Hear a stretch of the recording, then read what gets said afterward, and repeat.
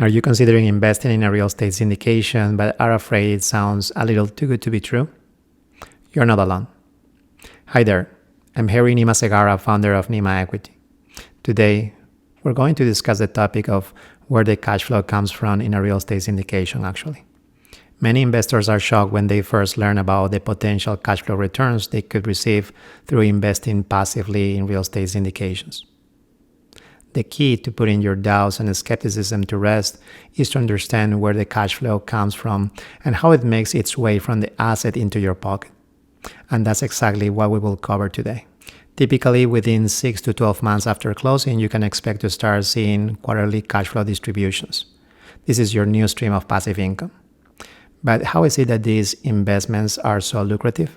Every investment property, no matter the size or number of tenants, is an asset that generates income as well as expenses. Let's discuss how apartment complexes generate income, the expenses they typically incur, and how cash flow is calculated. Gross potential income is the first thing we'll look at. In the case of an apartment building, the main source of income is the rent that's due each month from the tenants. There are two types of gross potential income: monthly gross potential income and annual gross potential income. As an example, let's say the average rent in a 100-unit building is $800. This means monthly gross potential income is 100 units times $800 each, equaling $80,000 per month. This means the annual gross potential income is $80,000 per month times 12 months, equaling to $960,000 per year. Now, don't get too excited. That $960,000 is the gross potential income for the whole complex, assuming there's 0% vacancy and full rent payments with no expenses, deals, or discounts. The next thing we'll look at is net rental income. Vacancy costs, loss to lease, and concessions decrease the potential income. And once they are removed, you are left with something called net rental income. Assuming only 10% of the units are vacant, which would be 10 units in our 100-unit complex example, and the average rent is $800 a month, the monthly vacancy cost would be $8,000. To get the net rental income, we must take the gross potential income, which is the total income if all units were filled, and subtract out the vacancy cost. For this example, $960,000 annual gross potential income minus $96,000 annual vacancy cost equals $864,000 annual net rental income. Don't forget there are business expenses too. Operating expenses like maintenance, repairs, property management, cleaning, landscaping, utilities, and others have to be paid. No two apartment buildings have the same needs or the same expense structure. Let's presume the total projected monthly operating expenses equal $38,000, which works out $456,000 per year.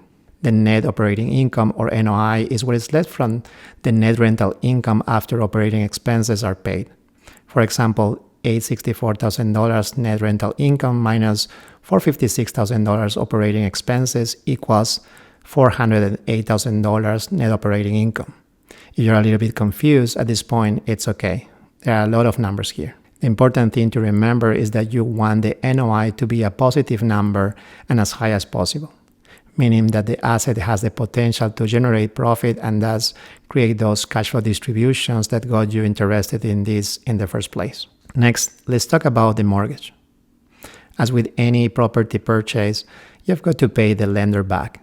Much like a single-family home purchase, a loan on a commercial property consists of a down payment and a loan amount.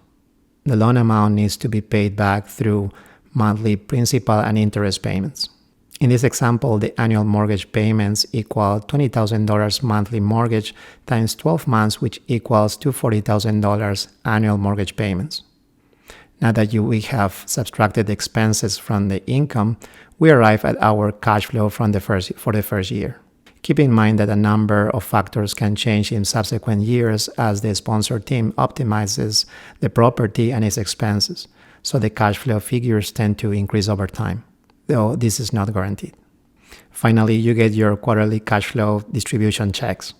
If you had invested $100,000 into this deal, you might expect a $2,000 check every 3 months, which works out to $8,000 for the year or 8%. So there you have it.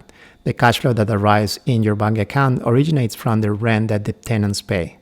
Then we deduct the expenses, and what is left over is then divided and shared with investors. Is this passive income guaranteed? Absolutely not. Projections are fun to track but should never be taken as absolute truth. However, now that you have a better understanding of where the cash flow in a real estate syndication comes from, you should be able to more thoroughly understand and bend the figures you see in the pro forma and investment summary, which will lead you to make wiser investing decisions. I'm Harry Nima Segara, founder of Nima Equity, and I invite you to join the Nima Equity Doctors Investing Club today if you're interested in learning more about real estate syndication investment opportunities. Have a great day.